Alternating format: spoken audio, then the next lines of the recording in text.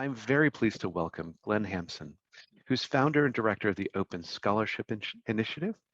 Glenn is going to be exploring the current landscape in open science. So I'm going to stop sharing my screen. Glenn, you can pull up your slides and you can get going. All right, thank you.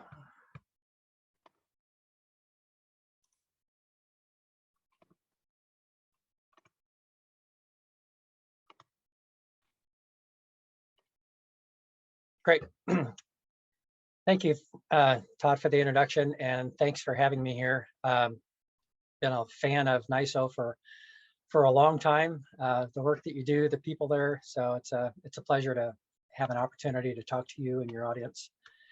Had a little bit of a minor panic attack listening to your introduction because it's not exactly what I'm going to be covering.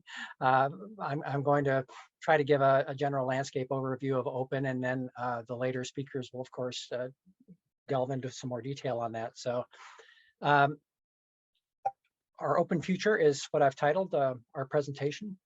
And I'm going to start by giving a definition of open, and then kind of go through the steps of why open, what the current status of our open research initiatives are, the needs and challenges, and then the priorities. Just a quick housekeeping note here. I've got a lot of content in these slides. So don't worry as I zoom by and you weren't done reading a particular slide. These are going to be available for download. And as Todd was saying, please, I encourage conversation on this. My email address is on the last page if you want to continue this conversation afterward. So to get started then, how do we define open? It really depends on how we see science communication itself and where we are in that whole ecosystem. There are a great many participants in this field, and a great many skill sets are brought to bear. And there are also quite a few different types of open, whether we're talking about open access, open data, open science, open source code, and so forth. There's many different groups, and these groups all have different origins that have evolved over decades and even centuries, some fueled by idealism, others by need or opportunity. There really isn't a single starting point for any one open movement, including open access, which we so often try to pin to one seminal event, but it's really been an evolutionary process. Over time, each one of these movements has followed different paths depending on what field they're in, what institution they're at, the philosophical approach, the barriers that they're trying to overcome, and so on. And they've been influenced by a variety of motives, whether it's greater collaboration, interoperability of data, social justice, speed, price. And they have developed different focus points along the way, whether it's to improve usability or reliability, whether it's to improve impact or outreach. So what has happened is that today we see sort of this whole wide variety of different really hardened perspectives on what open is, or at least what it should be. And they're all correct. And this is true not just between open movements like open access versus open data, but even within each movement, there are many right answers. Philosophically, Sam Moore wrote in 2017 that open is a boundary object, which means that different communities have co-opted the meaning of open for their own use, which has been good because it's preserved the diversity of open and then fostered different communities of use. Fetra and Frazik in 2013 agreed with that approach, and they wrote a very nice paper on that. John Tennant countered in 2019 that this approach has maybe impeded the widespread adoption, though, of the strategic direction and goals behind open scholarship, and prevented it from becoming a more cohesive social movement, and also separated us into these warring factions of what's right and what's wrong. Practically speaking, we've noticed then that the result has been that there's been a wide variety of definitions of open that fall along a spectrum. The OSI participants came up with this way to describe it, call it the DARTS open spectrum, that every open artifact really has different aspects of how discoverable it is, accessible, reusable, transparent, and sustainable. And we often think of open as being just the ideal of all those things, but in fact, the open outcomes that we see fall along that entire spectrum. And that results in a tomato-tomato problem, where researchers can be talking amongst themselves saying, yes, we support open, but and advocates can be talking among themselves, but we're talking about different tomatoes altogether. So the differences between these approaches can even rival what they have in common. There are some common elements like the methods and the licenses that we use and the organizations involved, but there are also a wide variety of differences, and we'll speak about those later in the slide deck here. What ideas do these different movements have in common? Three things really. The goal to share information more broadly, especially with the right audiences. The use of certain standard accepted approaches, and the realization that over time there aren't really any one-size-fits-all definitions, methods, or solutions. And that's true even within a community of practice like open access or open data. So why open? I think there are probably three main reasons. The first is we all recognize that open has potential, that if we do open right, it will lead to increased reach and engagement, increased impact in science and science policy, increased benefit to science itself through improved visibility, replicability, and so on, and increased opportunity and equity. I like to call this potential the open renaissance ideal, that if we do this, then we get this. If we can clearly define and support open, if we can make our solutions robust and scalable, if we can resolve the connected issues like impact factors and align incentives and standardize data, an entire wish list, then we can get to a point in our future where research itself can grow more powerful, where innovation can be catalyzed, where new fields and discoveries can start to emerge based on connecting the dots, being able to see the playing field better, accelerating discovery, and so on. And it may seem that that's a very lofty, idealistic way to look at it, but when you look at the history of communication technology, as that technology improves, the impacts on society are significant, whether we're talking about the invention of the printing press or the invention of the telegraph or the telephone or the transistor. Each one of those points has created significant societal impacts. So if we can get to the point in open where we're affecting science and it's improving science, I think it's realistic to expect that there could be significant changes that go along with that. The second reason that we're enamored with open is that these solutions are vectors. As Todd was saying, we need to do this because there are critical needs in science that we need to address, whether it's climate change or pandemics or whatnot. And the third reason is that it's happening. It's inevitable. These solutions are everywhere and they're pervasive, which isn't to say that they're all benevolent. Look no further than what happened to newspapers when they suddenly became free. But there is broad agreement, I think, among the leading thinkers in this space that we're at the point in the evolution of open where we can start to sort of get on the same page and figure out how to go forward. So where are we with open? What have we come up with so far? Many of you in the audience are probably familiar with all these things, but just to recap, many widely used approaches. Research sharing principles like FAIR and DORA, amazing growth of best practices and networks and collaborations, widespread use of open licensing, the growing push for more preprints, as Todd was saying. We have the growing use of APCs, which are author publishing charges, a way of paying for publishing instead of subscribing to journals. The authors pay for these journals.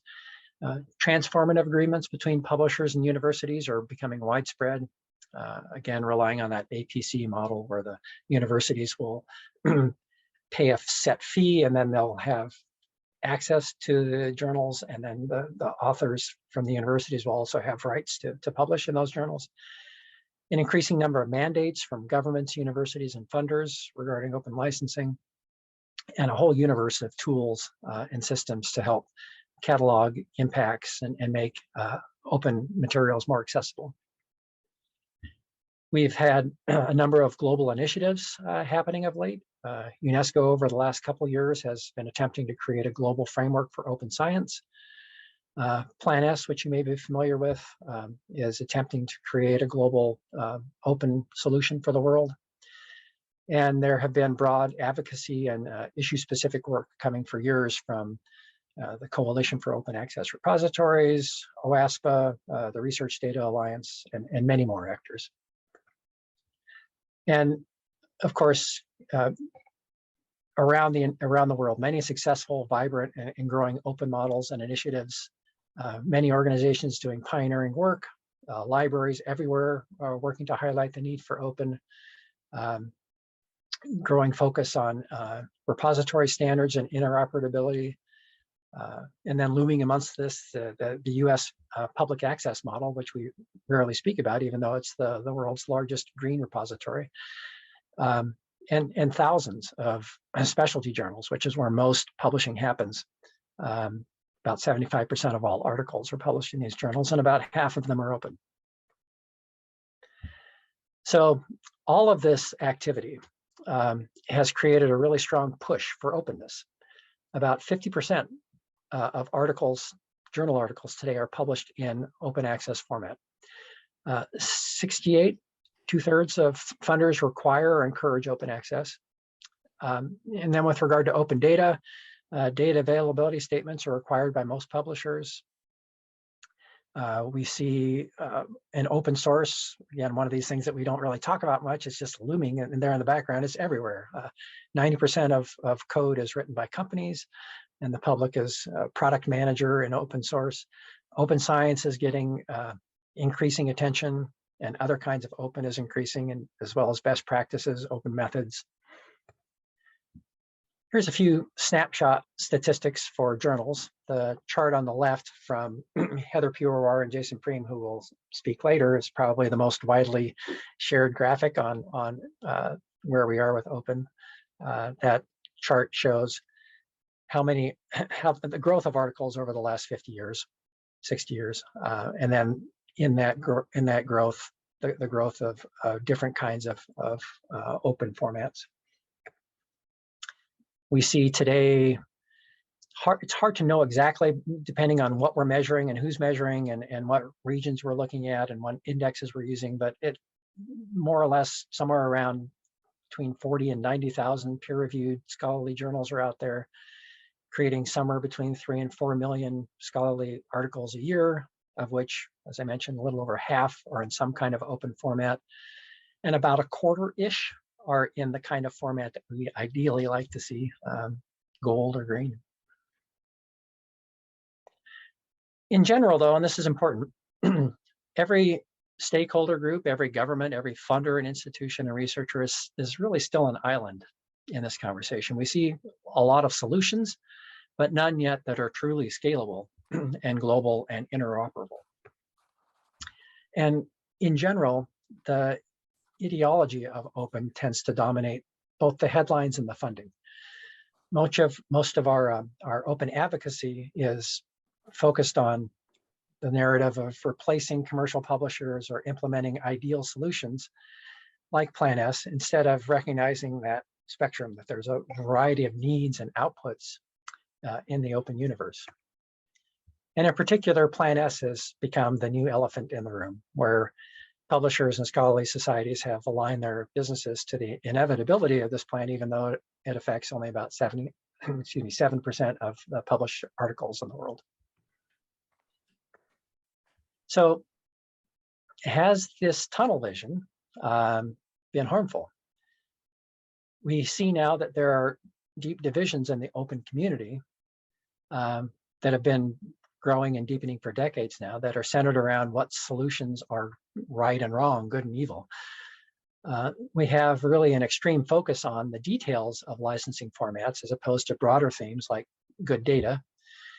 The APC approach, the author pays approach that I mentioned, is expanding through Plan S and transformative agreements, which is flipping the barriers from paywall, where we have barriers to access, and now we have playwall, rather. I have a typo in there. We're going from paywall to playwall barriers. So playwall would be where universities or researchers at lesser research institutions and regions can't even afford to publish.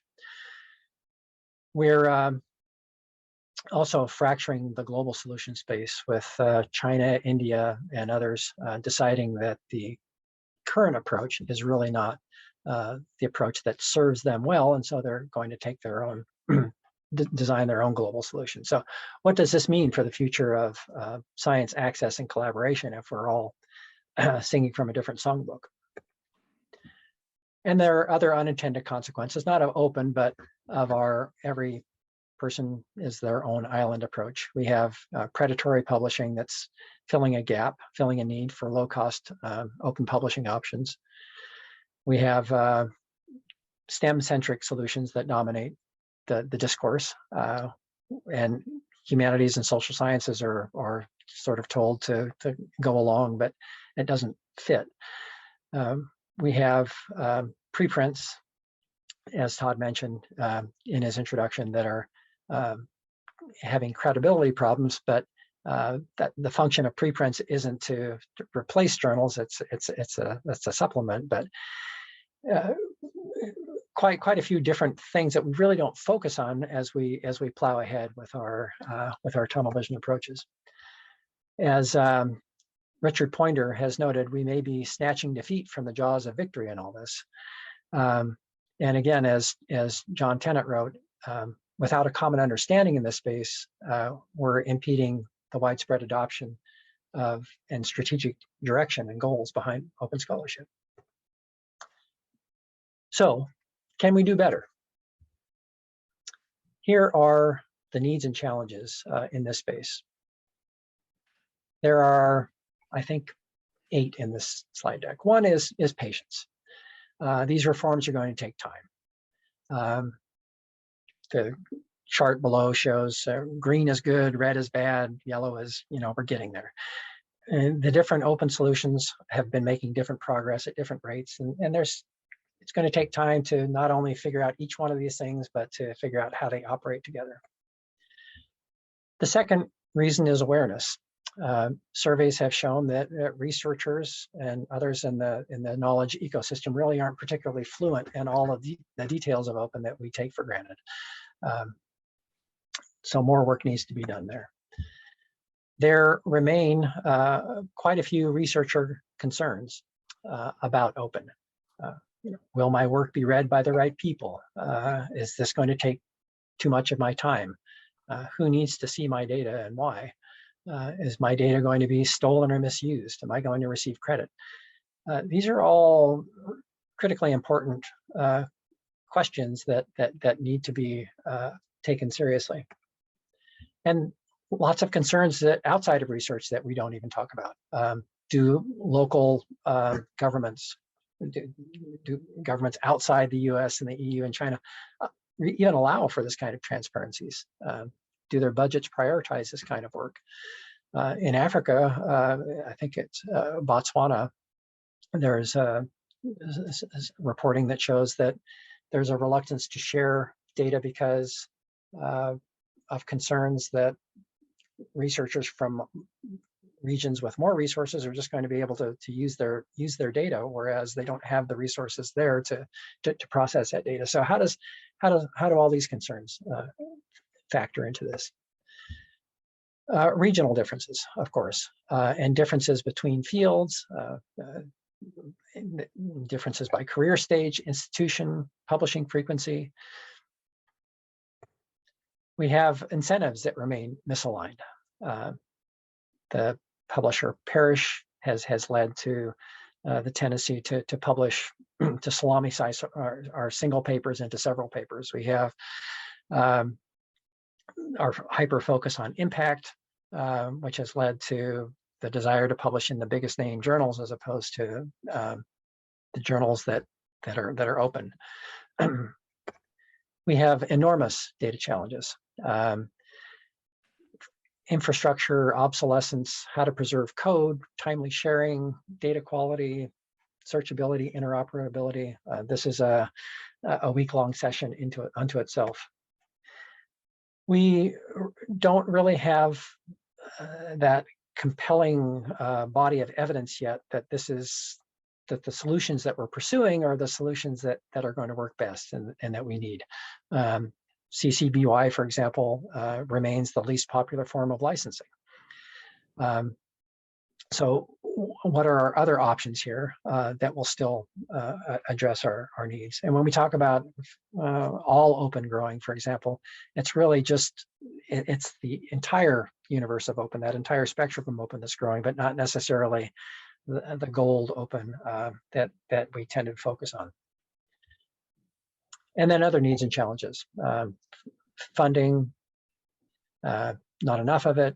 We have policy conflicts that are erupting. We have that culture of communication in academia, as I mentioned, where academics generally still aren't recognized or rewarded or incentivized for data sharing. So what does all this mean? In summary, open movements are creating huge and diverse changes in the information landscape. Many of these changes are good, but there are also significant needs and challenges, and we aren't capitalizing on the full potential of open. Our open efforts end up speaking past each other, and our definitions and goals aren't the same. Our one-size-reform efforts don't resonate or work with most of the world. So how can we do better? How can we begin our journey to a better open future? I think that the fundamental approach is to plan first. We have, for the past 20 years, tended to be driven by the ideological approach. We've designed these solutions first and then tried to sell them to researchers and downplayed the unintended consequences. Whereas we can reverse that and work together on common ground. Taking a goals-based approach, you recognize this as the theory of change approach, where we work together, figure out what it is that we want to accomplish, and then work together from there.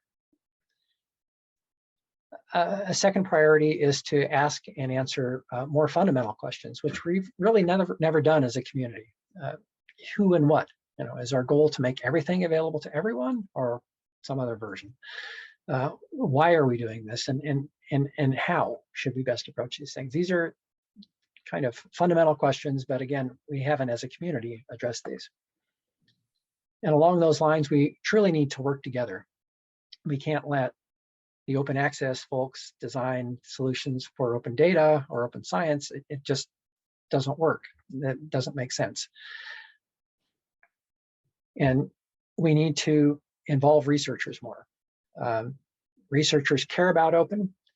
They're central to this process, but in every global effort, they've been underrepresented. Priority number 4 is we need to have more realistic expectations about open. We need to be wary of claims that open is a panacea for all that ails research and for the future of research.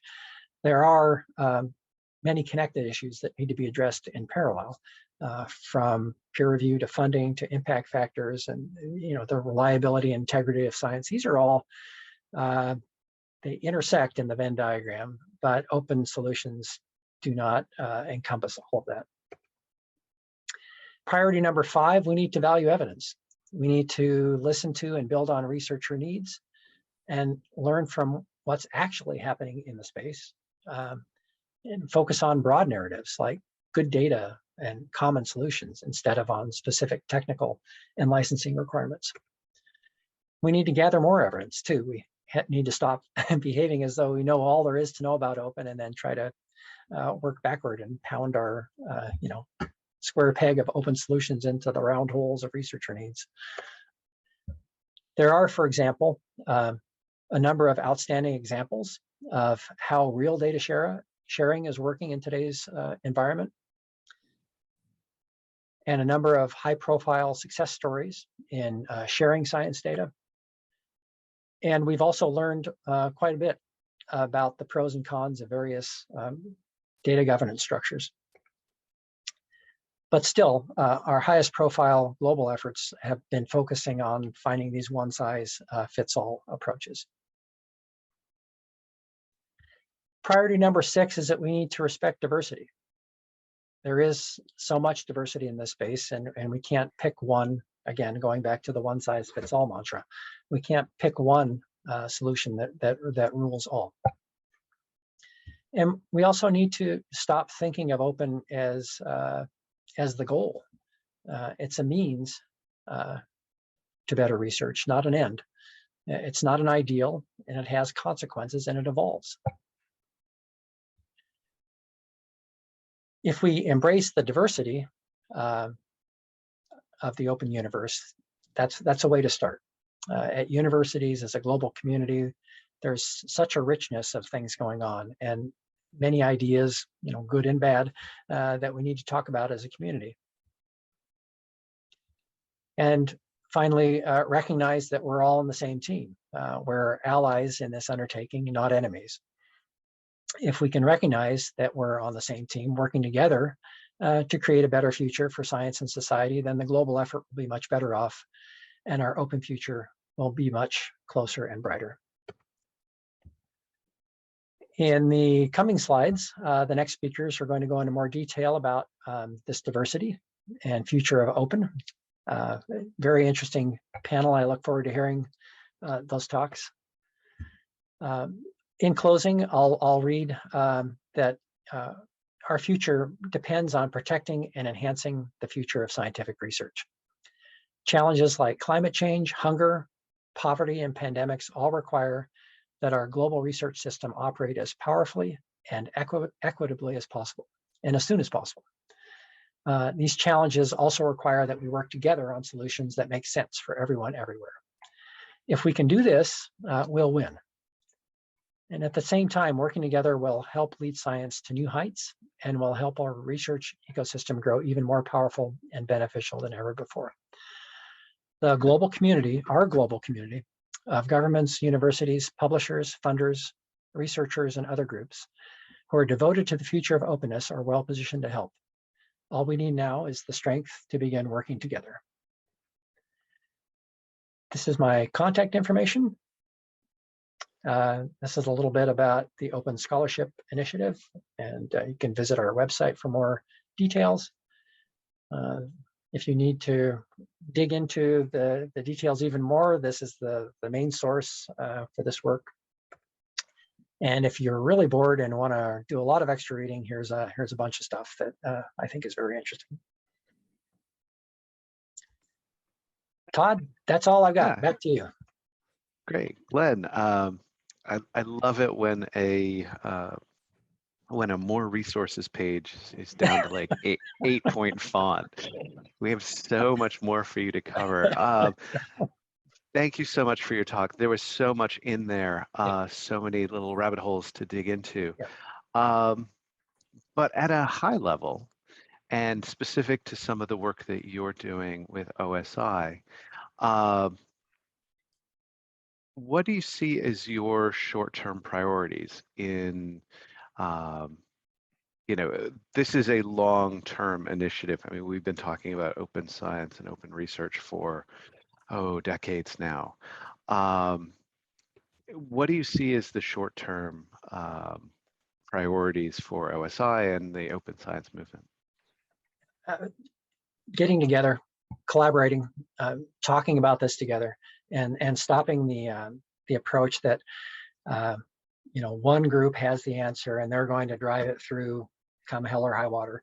We really need to get together and talk about what it is we're trying to accomplish, and how we can get there together.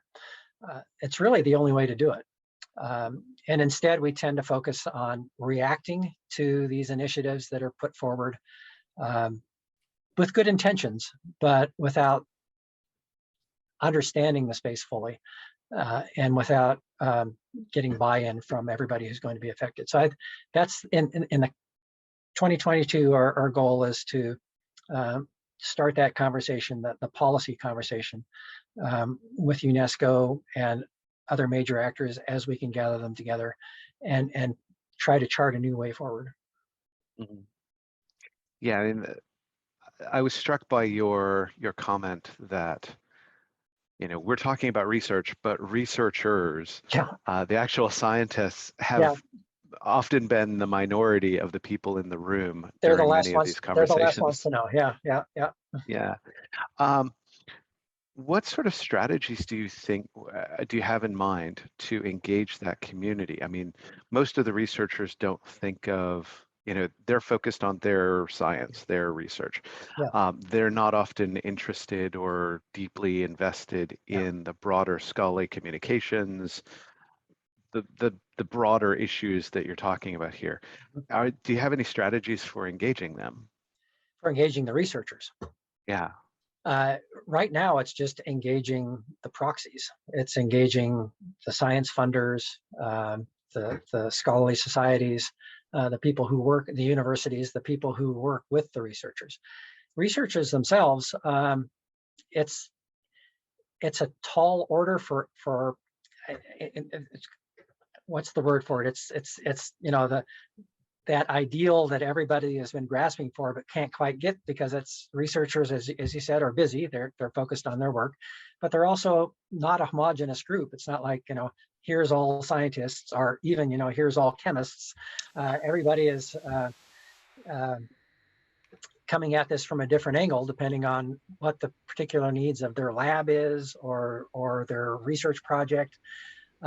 So I think it's more realistic to think in terms of trying to grasp what the needs are of a particular field, like let me say, like HIV/AIDS research, right? Vaccine research. What do they need in order to share their data more effectively? What tools are missing? What more can be done? Is it outreach? Is it bringing more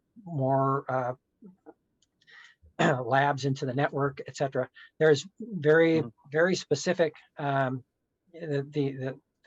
The path forward is going to be very specific, and I think modeled after the best practices that some of these other data sharing, clinical research sharing networks have already established, like SAGE and Vivli and so forth. They've done this already. We don't need to reinvent the wheel. We just need to figure out what challenges they've seen and what they think the path forward is, and then try to scale it from there. A question has come in from one of our participants, and we'll wrap with this Okay. just to keep us on schedule. But Yeah. Regarding the Plan S initiative, Mhm. although Europe has embraced this initiative, notable private U.S. funders such as Gates and Howard Hughes Mhm. are adopting it as well. What are your thoughts about major funders embracing this initiative, and why have U.S. government organizations in general not been more involved? I can only speak for myself. Um, OSI doesn't allow me to speak for the organization because there's so many different voices involved, but I think it's the wrong approach. And it's wrong because it has identified open as being this point on the spectrum. And all these other approaches, which constitute the majority of approaches to open, are wrong. So whether it's the way that you're publishing or the way that you're researching, or whatever the case may be, if you're not doing it this way, then you're doing it the wrong way. So I think it's wrong in that sense, and I hope that again, as we can broaden the conversation and change the narrative a little bit, we can understand open for what it is, which is this broader universe of outcomes and approaches. My understanding is that the majority of the world is actually opposed to this approach. It's very much a Europe-centric approach that fits Europe, but when it comes to other parts of the world, particularly in the global South, it's being met with a lot of consternation. So to be seen. Yeah. Yeah. And I think that goes to your one of your core points is that science and research is very broad. It is very diverse, and a single solution might work well for chemistry or it might work well for biomedicine, but realistically, it doesn't work for all. Right, which isn't to say that we shouldn't applaud the effort and hope that it works where it works, but as far as a model, the one size fits all, I don't think it's the right approach. Well, Glenn, so good to see you. Thank you so much for your talk. Thank you, Todd. And I appreciate you joining us today. Thank you.